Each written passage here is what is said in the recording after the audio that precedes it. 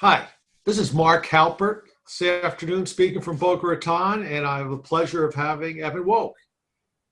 Hi, my name is Evan Wolk. I'm a financial planner with a particular interest and expertise in college advising. I will say that I am affiliated with KMS Financial out of Seattle, Washington, who acts as my broker-dealer. All of my comments are my own and for educational purposes and do not reflect the opinion of KMS or its employees.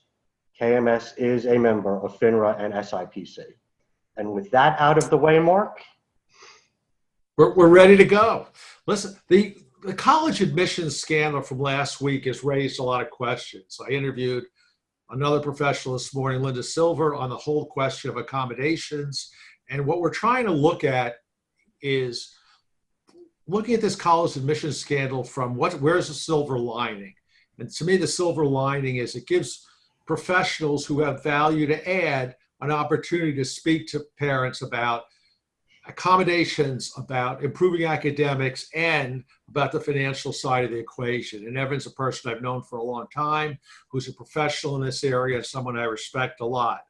Evan, what's your take on this scandal? Well, first and foremost, clearly and obviously, it is abhorrent for anybody to cheat, bribe, or do anything illegal and immoral as this to try and gain admissions to these institutions. But it does highlight the broader issue that what you have is an extremely limited and selective resource with tremendous interest to get in there.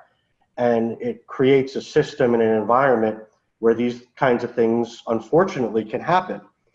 That said, there are ways to improve your chances, to broaden your search, to end up in the right place.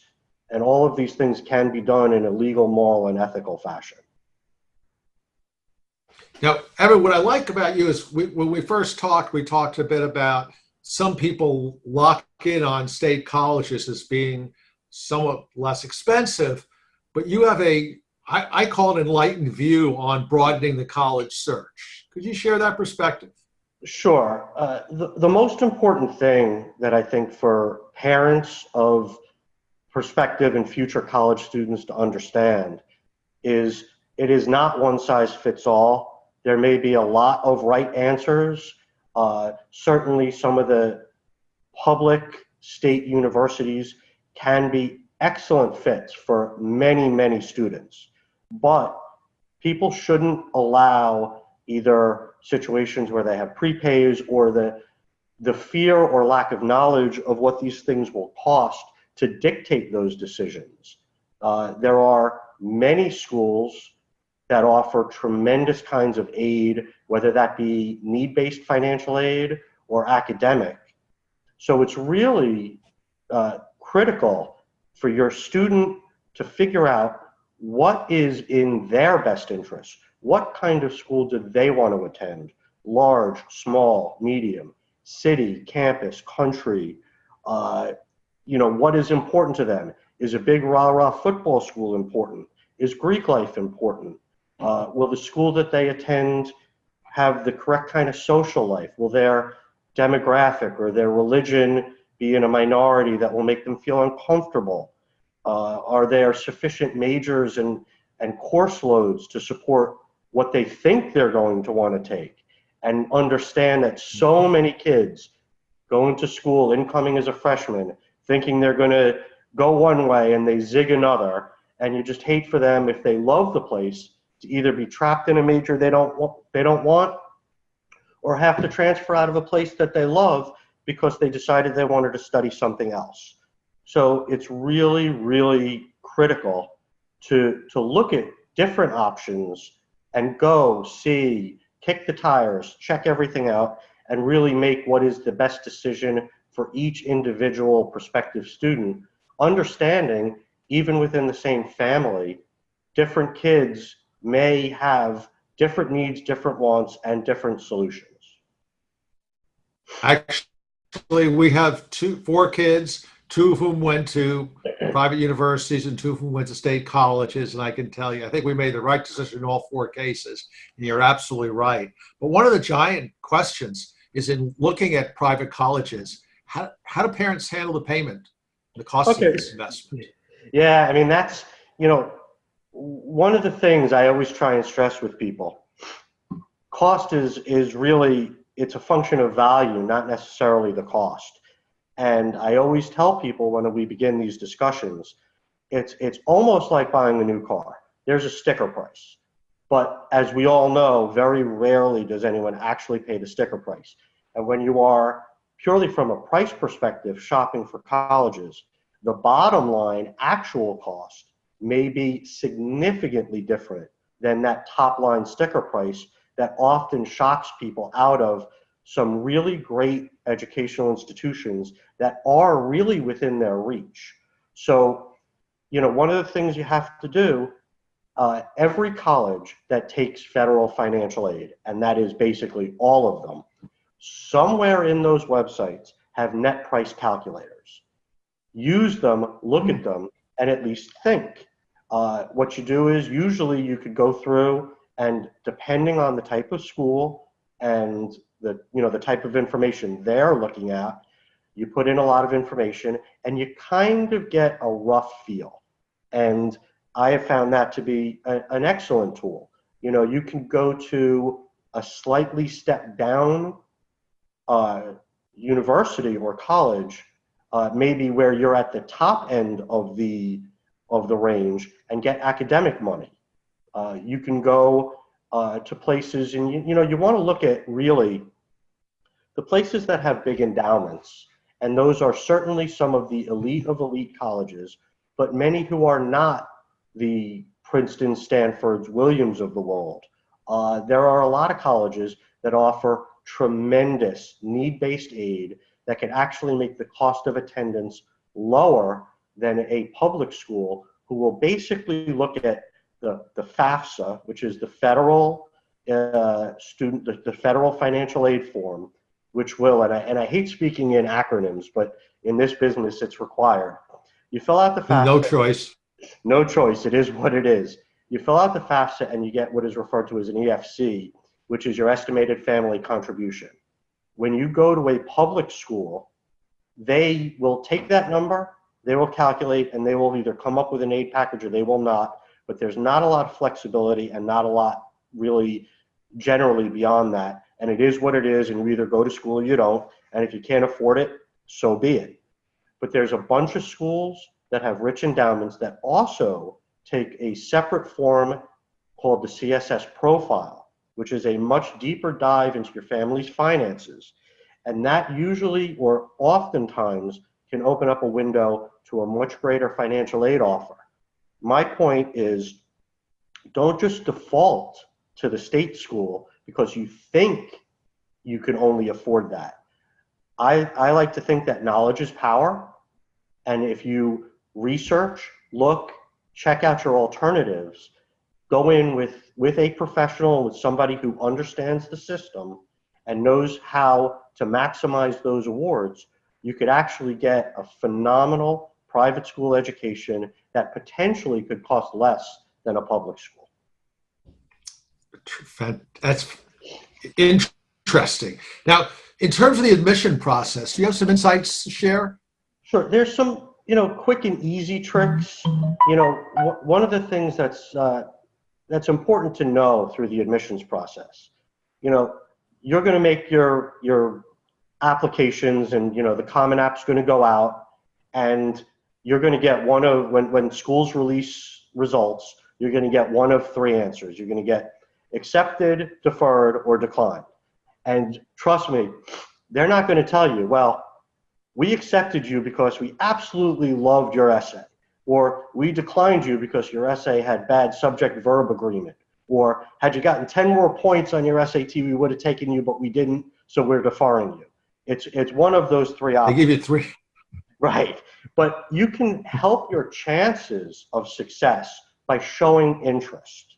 One of the best ways to do that is, and look, we live in South Florida.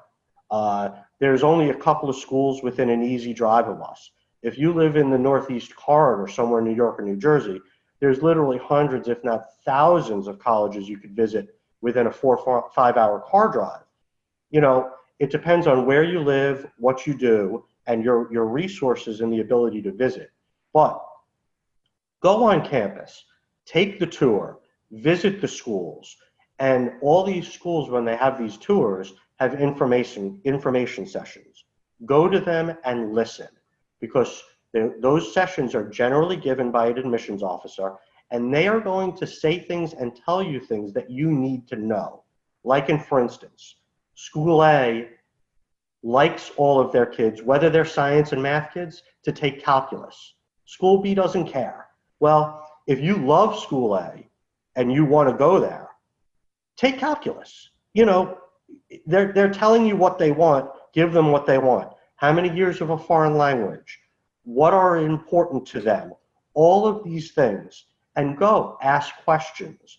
When you go to those information sessions, go talk to the admissions officer. Don't haunt them, but find out if the way the admissions office is structured. Do they do it by region?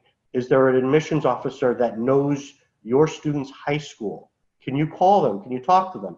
Ask a question. Trust me, this is a giant marketing operation by the schools. They track every touch, right? And if you have touched this school, when push comes to shove, maybe you're 10 points low on your SAT or a point or two under your ACT, but they see you visited 2 or 3 times, you've asked questions, you've at least made a touch with an admissions officer, it can't hurt. If you go to a school and either the timing of a tour or an information session doesn't work, every college has some kind of a mailbox or something outside of admissions with a postcard. Fill it out. Write your name, write your contact information, drop it in the box. What that does is it proves to that school that you had the wherewithal and the interest to show up, step on campus, and walk around. It may not mean anything, and if you're walking around with a 1350 SAT, you could put all the postcards you want in the Princeton box. It's not going to happen. It's not going to happen. But if you're close, something like that may happen. So it doesn't hurt, and it's a good way to just kind of tip the scales in your favor if possible. So one of the key areas I know you focus on is the student athlete. One of the things I love working with is professionals who are both professionals in their area of expertise and are parent of students who've been through this pathway. And you've been there as a parent of a student athlete. What insight do you have? Yeah, I'm actually a parent of 2 student athletes. I have 2 girls who play lacrosse up in the Northeast, both for D3 schools. And the student athlete recruitment process and college selection process adds an extra layer of 3D chess on what is already an extremely complicated and difficult process. You want to look, you have to either talk to your coaches, talk to the coaches in colleges, and do a real self-evaluation of where you see yourself athletically, and understand the unbelievable rigors and added responsibilities of being an athlete in college, and whether that really is something you want to do, especially if you're going to the more elite programs, whatever level of school you're going to. Understand any athlete generally who is going through a recruitment process is probably one of, if not the best player on their team through high school. They've traveled all kinds of clubs and whatnot, and have generally starred. Are you going to be okay going to a big-time D1 program and working your absolute tail off all year long to be that student athlete, and then find out you're, third string and barely playing, right? And then every year they're going to be bringing in incoming freshmen who are hungry for your spot. It can be very challenging and difficult, and understand it's possible. I personally am a huge fan of D3 athletics because they are true student athletes. But different, again, it comes to a self-evaluation and figuring out where you fit. I will say, if you are a student athlete, the most important thing you can do is not make a decision to go to a school based solely on playing the sport or the coach, because any number of things happen. Coaches jump around all the time. Injuries happen. God forbid, you could decide you don't want to play. You have to always remember it's student athlete, student first. Pick the school. Hopefully the sport fits in. Like I said, it's like 3D chess, but when you find the right fit, you could have the absolute greatest college experience possible. When it comes to academics, we often encourage parents to start thinking about college in 8th grade, because that's the chance to set your child up for a higher grade point average, SATs, getting the right community service, getting the right financial plan. In your line of work and really helping parents prepare for that college expense, when's the right time to start thinking about that? I concur with you. I like to really get into the college planning with my clients in and around 8th grade, give or take a year or two. We can do it up to 11th, even the beginning of 12th, but it obviously makes it, more challenging. I will say, as part of my financial planning practice, the single biggest mistake I see made amongst middle class and upper middle class people, however you would, potentially choose to define that, is over planning for their kids' education and under planning for their own retirement. And this is a mistake made out of love for all the right reasons, but it's really a problem. You're in your mid to late 20s, early 30s, bundle of joy arrives. Everyone thinks, oh, I got to open the 529 plan or do the prepay, right? And I am not saying don't do that. But what I am saying is understand the repercussions of that decision and look at your family's financial situation and decide whether that is really the best move for you, your family, and your child. Because it's been my experience that many people would be better off served using those dollars towards their own retirement, and then in essence worrying about the college piece later, because there's a lot of ways we can get this done, whether it be grant, aid, loans, this, that. There's a myriad of different ways in which to solve the college funding problem down the road. The retirement problem is a big one that's going to be a lot harder for a lot of people to deal with. So from a college standpoint, I love to work with kids when they're 7th, 8th, 9th grade, because that's when you could have a good idea, or at least start to have an idea, the kind of level they're going to go to, the kind of school. You could at least have those discussions. There's still time to do some financial planning around it if the situation arises. But it's really never too early to begin the discussion on the finances. But, I shock people because, look, a lot of times I shoot myself on the foot. I would love to sell everybody a 529. It would help me from a commission standpoint, but oftentimes it is absolutely not the right thing for them to do, as you're setting the family up for a retirement disaster down the road. Well, I will say this, after having spoken to you a while back, I have a greater appreciation than ever for the intricacies of the financial planning process for college and retirement, and would strongly encourage people to contact you if they need some insights. How would a parent do that? Well, my website is www.wolkfinancial.net. My phone number is 954-937-0232. And my email is Evan, EVAN, at wolkfinancial.net. Evan, I thank you very much. Anything else you'd like to add? No, just, real quick.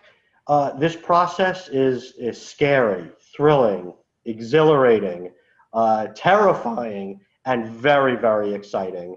But given the right preparation, the right thought process, you, your family, whoever's listening, their prospective students can end up in great colleges, having great experiences, and a long, successful, happy career in life. Whether you're watching this on our Facebook, Free Learner Facebook page, our YouTube channel, or any other place that Evan and I choose to post this. Ask your questions and be proactive. This is a process that's best done as early as possible, whether your child's in 7th grade, 9th grade, or 11th grade. You can, if you haven't started, start now, because both the academic and the financial games are tricky and rewarding when you get them right. Couldn't have said that any better myself. Thank you, Mark. Thank you.